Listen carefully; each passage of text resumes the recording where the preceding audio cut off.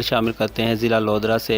थाना जल्ला राई के इलाके 383 WB के रिहायशी अब्दुल हमीद के घर 8 माह कबल चोरी की वारदात हुई, जिसका पुलिस अब तक कोई सुराग न लगा सकी। अब्दुल हमीद बस्ती मलूक प्रेस क्लब में प्रेस कॉन्फ्रेंस करते हुए कहा, 8 माह कबल मेरे घर डकैती की वारदात हुई, मगर पुलिस अब तक कोई सुराग न लगा सकी। जल्ला राई थाना पुलिस तावन नहीं कर रही। इस बार थाना जल्ला राई SHO का कहना था, डकैती के फौरी बाद मुकदमा दर्ज करके पुलिस ने कार्रवाई करते हुए मुल्ज़मान का सुराग लगा लिया। मुकदमा हैज़ा के मुल्ज़मान पुलिस मुकाबले में हलाक हो गए, ताहम चलान मुरतब करके कोर्ट भेज दिया गया है, जबकि मुद्दई इस कार्रवाई से मुकम्मल लाइल्म है। अब्दुल हमीद का आला हकाम से नोटिस लेने का मुतालबा।